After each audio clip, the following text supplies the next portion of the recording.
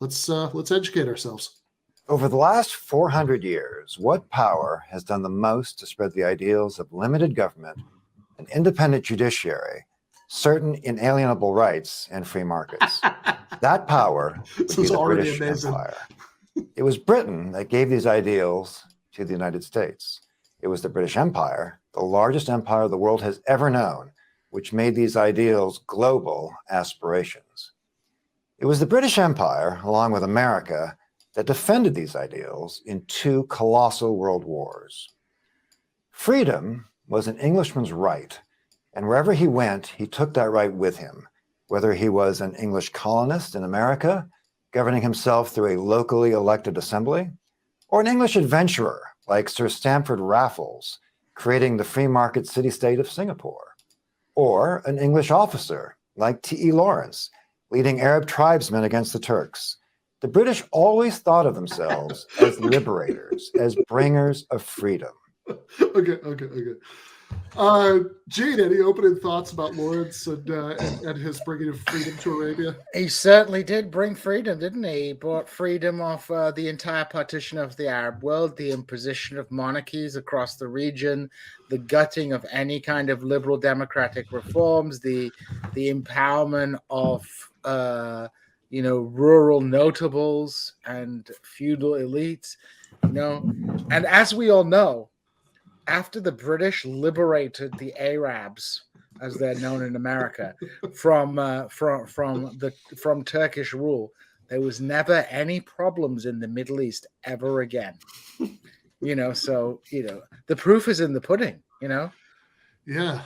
No, one plus that side though is when my father went to medical school in Baghdad, his degree was endorsed by Edinburgh University. There you go. So, endless authoritarian regimes on one hand, a small number of people with passable English on the other hand. Yeah. Also, they brought chutney to Iraq. There you go. They brought something called ambar, which is very popular in Iraq. So, we should be thankful for the British. But yeah, T. Lawrence, it's really amazing, T. Lawrence is not very popular in the Middle East, right? And the same was with I think Herzog Even made a after movie. the movie? Even after the movie. What's his name? Herzog made a movie about Gertrude Bell, who was another British agent.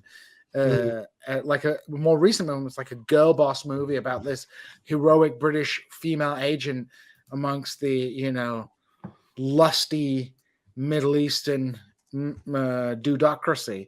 And it's just absolutely fucking insane how these people perceive themselves because of, Middle Easterners did a lot of the damage to themselves, but the British did not do, anybody any favors. When you get the balance sheet out, the impact of colonial rule on the Middle East, British and French colonial rule, has been disastrous.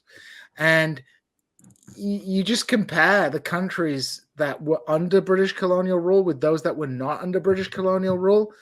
And, generally, even if they're pretty authoritarian regimes, Turkey is doing a lot better than Iraq or Jordan. You know what I mean? Saudi Arabia is doing, there's some exceptions, I guess, with the Gulf states, but they had a lot of oil to help them out. But by and large, it's been a pretty terrible show.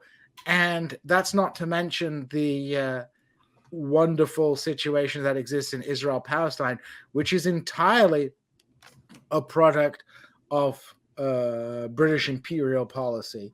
A lot of Zionists, will create this revisionist history where they kind of try to, say that, the formation of Jewish homeland in Palestine was a historical inevitability and predates the British colonial era. And certainly, Zionist settlement in Palestine began in the Ottoman period, but without the critical phase of British imperialism. And the British vacillated in their policy, of course, but ultimately, on balance, without British imperial rule, the idea that a state of Israel could have been created in the way that it was is completely fanciful. So, Britain was critical in creating that problem. Oh, that's not the only place they ended up partitioning in the Middle East, is it? They partitioned Kurdistan. They partitioned Cyprus. Everywhere the British go, they end up messing up. Creating all these Pakistan, India and Pakistan. It's like it kind of an inevitability. So most of Africa, Lawrence of Arabia. It's like, guys, the movie is a good movie, right? But the reality is Kenobi, y'all. Exactly. Yeah, no, right. I mean, I would point out that, and yes, I do like this from Jay Hutch Talks Too Much. Imagine this guy standing there with his umbrella and mustache, stating "We are the liberators," and expecting anyone to take him seriously. But yeah, I'd also point out that this, Lord, Horace, Longbottom Wimbledon, the 14th or whoever we're listening to right now, just said that Englishmen, wherever they went, they took these rights with them. Now, even that's an overstatement, but I mean, there's a pretty crucial thing here, that most of the places those guys are standing, most of the people there are not Englishmen.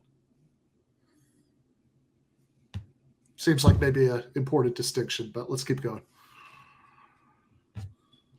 The British believed the final and necessary justification of their empire was a moral one. The British kept the peace. They brought sound, honest administration. And they insisted that basic moral standards were honored. The British did not try to nation build in the way we think of it now. They were under no illusions about making Arabs or Afghans or Zulus into Englishmen. They were more than content to leave people alone, to let them be themselves, to govern them with the lightest possible hand. In American history, we remember this when we think of the British Empire's so-called benign neglect. We can see it throughout the history of the British Empire. Think about the vast territory of the Sudan. It was governed by 140 British civil servants. Even Gandhi praised the British Empire, paraphrasing Jefferson, saying that he believed that the best government was the government that governed least, and that he found that the British Empire guaranteed his freedom and governed him least of all. In the defense of freedom, the empire drew moral lines. No power did more to abolish slavery and the slave trade in the modern world than did the British Empire. The British Treasury spent enormous sums to liberate slaves and compensate slave owners in the Caribbean. The Royal Navy had as a primary duty the eradication of the slave trade, and in fact, abolishing the slave trade became a major factor driving the expansion of the British Empire. The British enforced a Pax Britannica, okay. putting down pirates, taming. Pause this. Gosh, whose slave trade were they abolishing? I mean, like was this just some pre-existing slave trade that, the British found out that people were trading slaves and they were horrified by it and they immediately abolished it? It's crazy, isn't it? Right? They abolished this slave trade, which just appeared from nowhere. The magical slave trade with the magical boats. Now, let's be fair. It was those swarthier Arab influenced Southern Europeans who may have started that slave trade. But I know a statue that was thrown into Bristol Harbor, which will tell you exactly everything you need to know about the British involvement in this trade. This is such a cop-out, right? Think about this, Ben. Yeah. Okay, so the British abolished the slave trade. Well, why did they do that? Right. Haitian Revolution, they got their asses kicked in Haiti because, of course, the British needed to intervene into help Haiti to give them their freedom. No, of course not. It was to put the Haitians back in chains. They had to deal with major uprisings in the Caribbean, including in Jamaica. So slavery became too expensive for them. But the British benefited from the southern slave plantation economy for the entire early stages of the Industrial Revolution. So, and the Americans didn't need the slave trade because, they could breed those bucks together, apparently. There's a fun book about whaling, and in there they talk about how the U.S. took a bunch of whaling ships to that were like at that point like 100 years old, and sunk them in like South Carolina's bay, and how like unfair that was in an act of war, basically crippling this one port of exporting anything or importing anything, because now it's just full of like dangers for other ships to come in for. So it's fascinating that they were so against slavery that during the Civil War that they were kind of picking the side of the and not just kind of. I mean, like, my understanding is that it was actually like in question at one point whether the British were literally going to intervene militarily. They were massing troops in Canada. There was preparations. One of the reasons that they weren't able to do it was because there was opposition amongst liberals and workers in Great Britain to an intervention on the side of the Confederate States. But the political elite in the United Kingdom, yes, there was a lot of pro-Confederate sympathy because the important economic questions.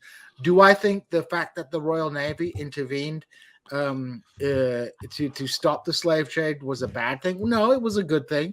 But like on the grand balance of things, in terms of the British Empire's role in the slave trade, it is absolutely ludicrous to be praising the British Empire for stopping the slave trade when, especially during the 18th century, the British Empire was one of the main engines behind the transfer of enslaved Africans to North America. So it's totally ridiculous.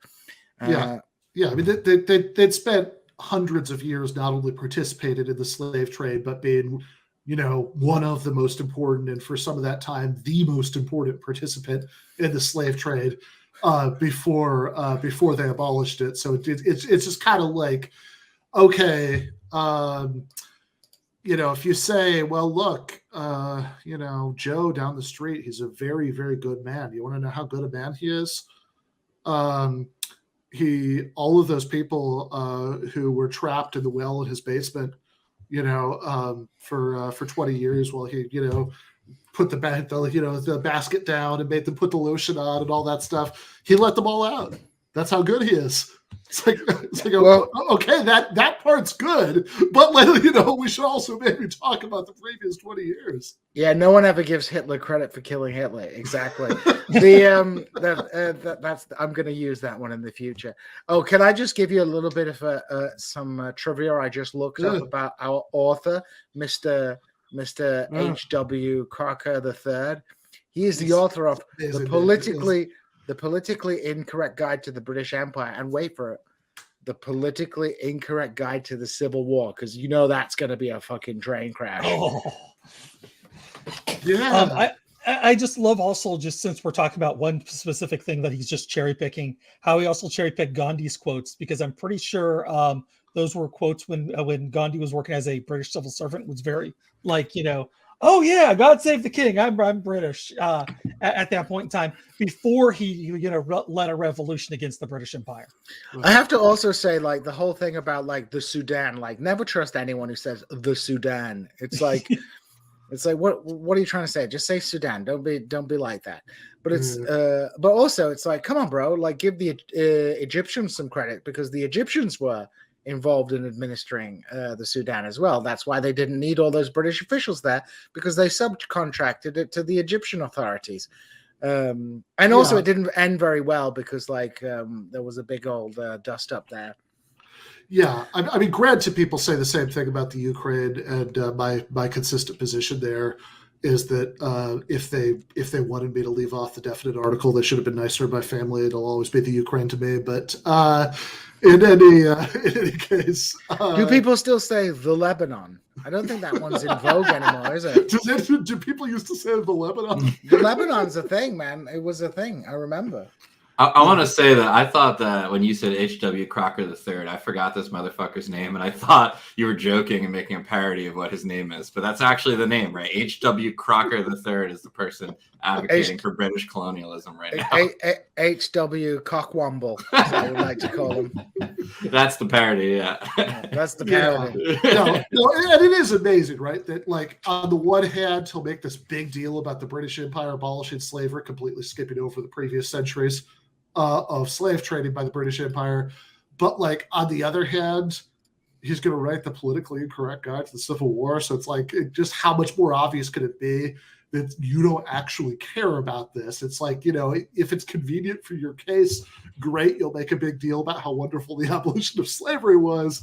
But, you know, the Civil War, yeah, you know, there are probably two sides to that. You know, let's not be too judgmental about that whole thing. Also, like, you know, this kind of got lost in the shuffle, but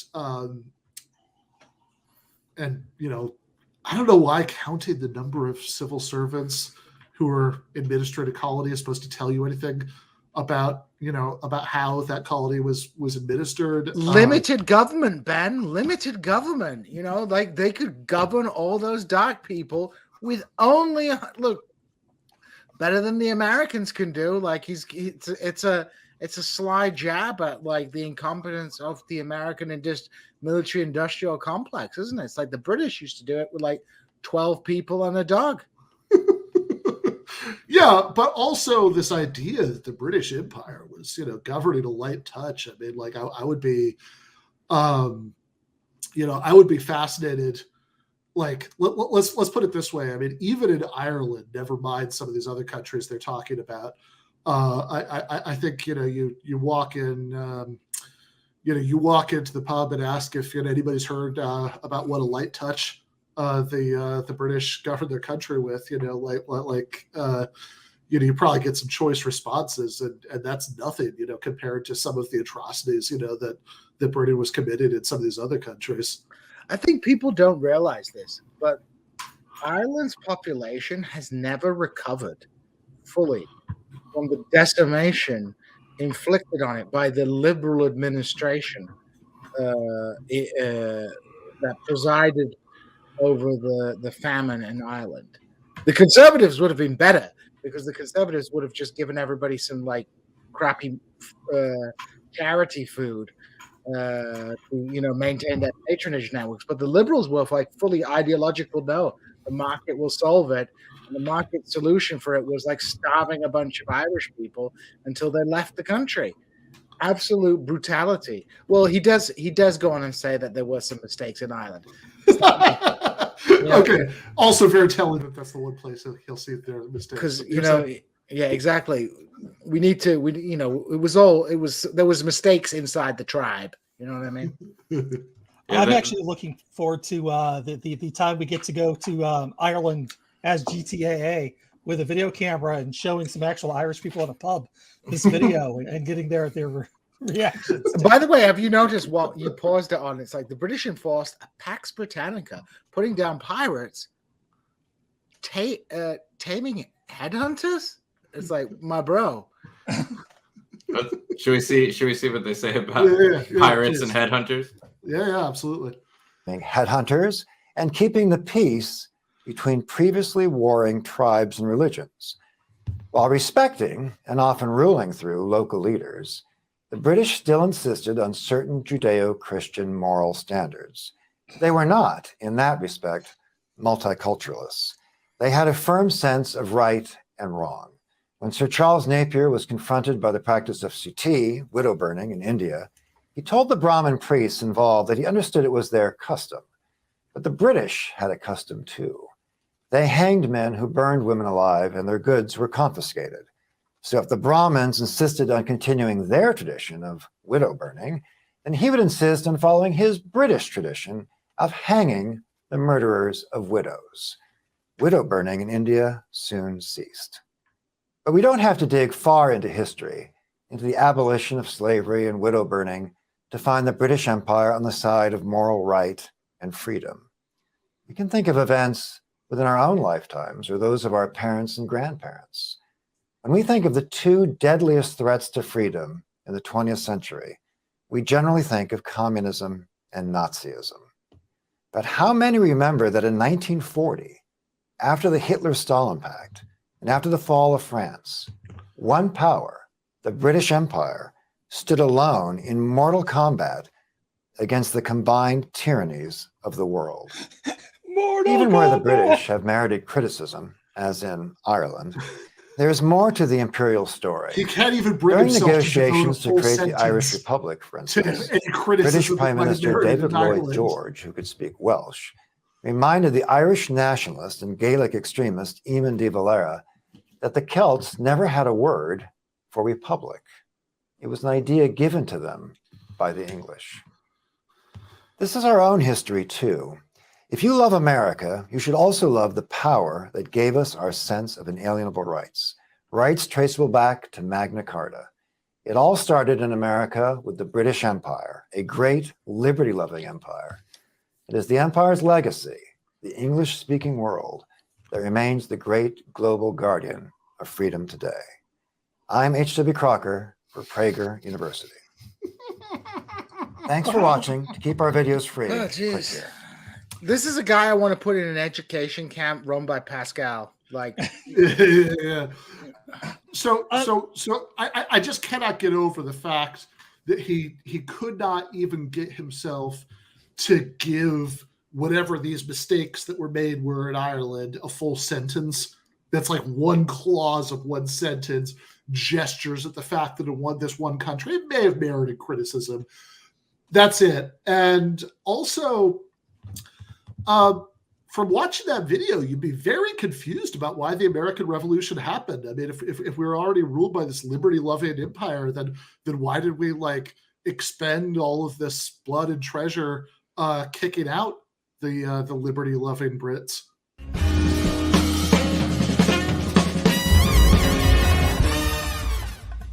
You have been watching free public content from Give Them an Argument.